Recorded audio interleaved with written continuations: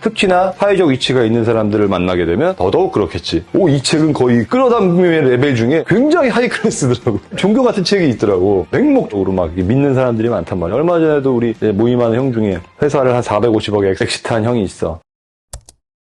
옛날부터 화제였던 끌어당김의 법칙, 대표님도 아시잖아요. 근데 사람들이 참 많이 궁금해해요. 부자들도 정말로 끌어당김의 법칙을 믿고 실현했는가? 나는 이런 것들에서 파동, 상념 이런 것들이 존재한다고 생각하는 사람이야.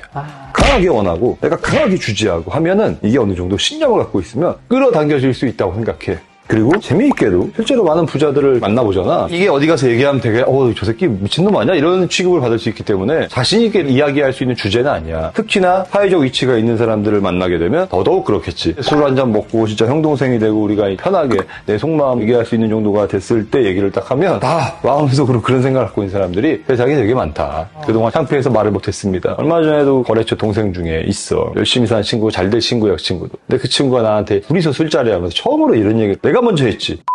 이런 게 있다. 난 이렇게 생각한다. 자기도 형님 너무 반갑대 사실. 저는 어디 가서 얘기하면 미친놈인지 알까봐 형님 그동안 얘기를 못했습니다 이러면서 나한테 책을 3권 선물해 주더라고. 형님 꼭 읽어보세요 했더니 이 책은 거의 끌어당김의 레벨 중에 굉장히 하이 클래스더라고. 종교 같은 책이 있더라고. 시크릿이신가요? 아니야, 시크릿 정도는 얘보다 약해. 얘는 트랜서핑이라고 되게 좋은 책이야. 네. 나도 읽고 있고 3권짜리더라고. 고맙다. 잘 읽고 있다. 실명은 삐처리 해주세요. 싫어할 수도 있으니까.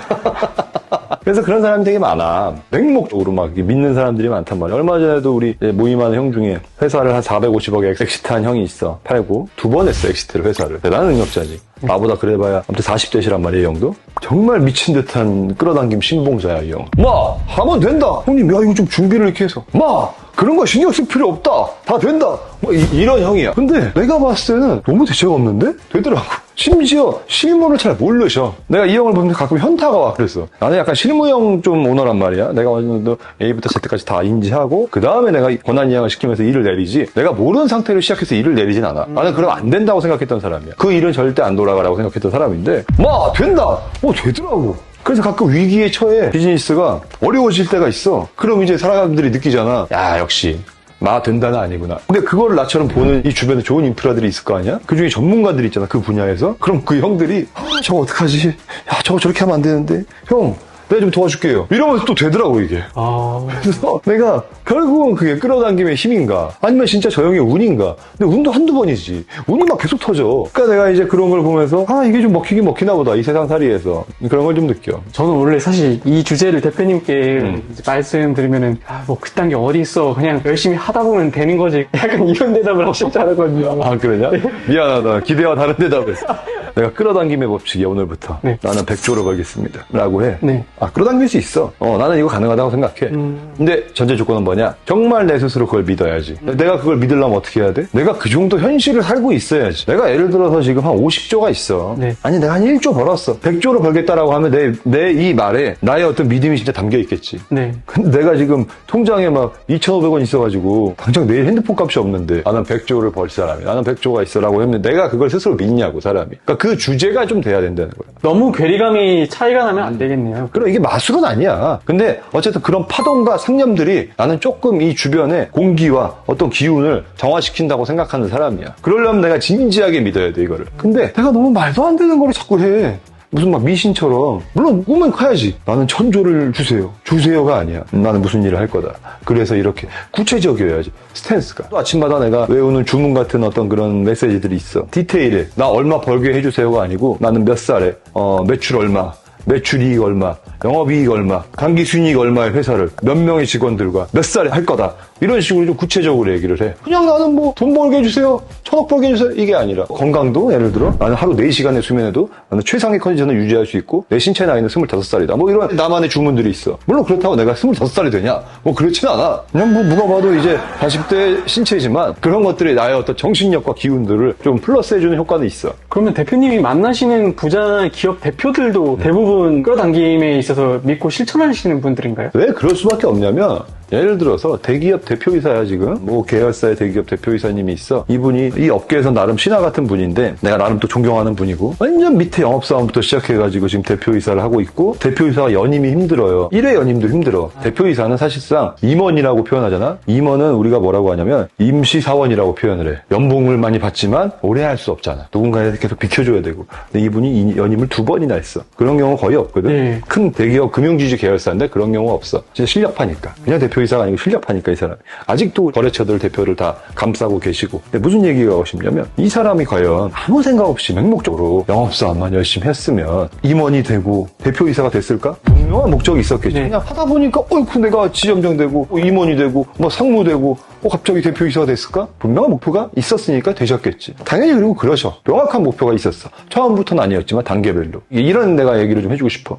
누구나 다 대표이사를 꿈꾼다고 대표이사가 되는 건 아니야. 그렇죠. 근데 대표이사가 된 사람 중에 그거를 꿈꾸지 않은 사람은 없어. 결국은 끌어당김의 법칙은 마지막에 내가 메이드를 한 사람께 되긴 하지만 적어도 그 정도를 꿈꿔야 대표이사 아니면 뭐 상무, 뭐 임원, 뭐 실장 이 정도라도 간다는 거지. 여기 있는 모든 사람들이 그 꿈을 꾸고 있을 거 아니야. 그러니까 이 정도라도 간다는 거야. 근데 어떤 사람들은 아니야 나는 이거 직원이나 이렇게 열심히 하다가 나중에 뭐 해가지고 가게나 차리려고 그런 사람이 대표이사 되진 않아. 그러니까 이게 반은 맞고 반은 틀리다는 거지. 아침마다 나는 대표이사를 해야 되겠다. 이 회사에서 내가 남자가 사는 거 이름 한번 남기고 죽으려면 내가 네이버에 이 금융지주에 내가 대표이사 한번 이 계열사의 대표이사 한번 하고 가야겠다 라고 마음을 먹고 아침마다 나오는 사람을 아무 생각 없이 일만 열심히 하는 사람이 어떻게 이기냐는 거지. 그런 의미에서 이 끌어당김의 법칙은 충분히 유의미해. 근데 이게 마치 막 갑자기 뭐 저 노트북 있잖아. 내가 끌어당김의 법칙으로 자 이리 와라 이거는 미친놈이고 단편적으로 이렇게 이해를 하면 안 된다는 거지. 물론 이게 좀 더 고차원화돼서 요즘에는 진짜 이리 와라면 올 수도 있다라고 얘기가 되고도 있는데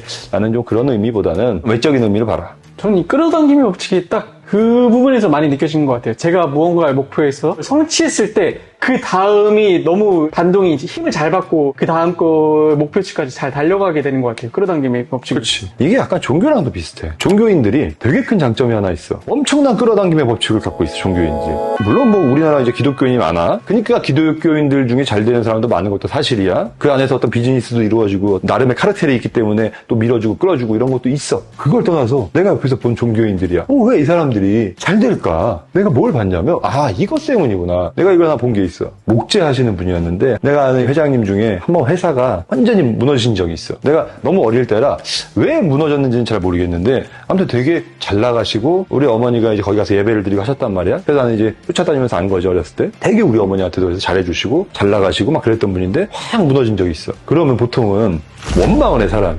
내 인생이 이렇게 했는데 내가 뭘 잘못해가지고 나는 이제 너무 힘들다. 나는 일어날 수 없어. 이렇게 생각을 하는데 그분은 하나님이 나를 연단하시는구나. 내가 너무 뭔가 교만했고 내가 뭔가 너무 오만해서 하나님이 나를 지금 이렇게 연단하시는구나. 내가 다시 기도하고 열심히 일하면 나를 다시 들어 쓰실 것이다.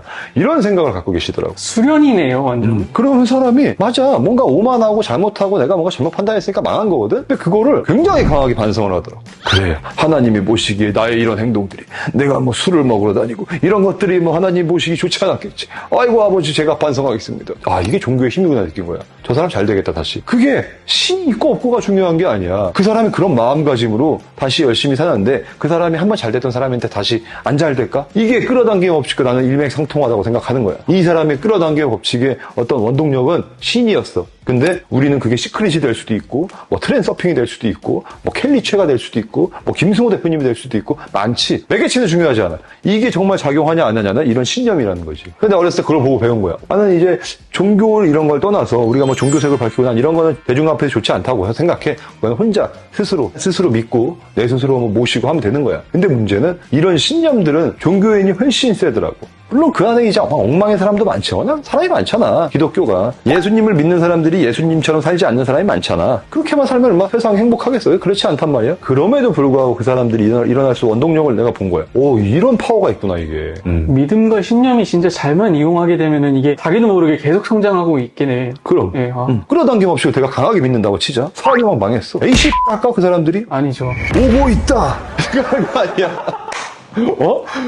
웃긴 얘기지만 그래 이제 끌어당겨지고 있는데 잠깐 이런 시련이 왔지만 나는 이게 내 신체가 아니야. 그러면서 이런 신념을 갖고 있는 사람이 열심히 살아야지. 컴퓨터 게임하는 사람이 이런 강한 신념을 갖지 못해. 내가 그만큼 열심히 살고 있고 내가 새벽같이 일어나서 저녁까지 열심히 사는 사람들이 이 신념을 강하게 가질 수 있는 거야. 그런 의미에서 되게 유의미하지 끌어당김의 법칙은.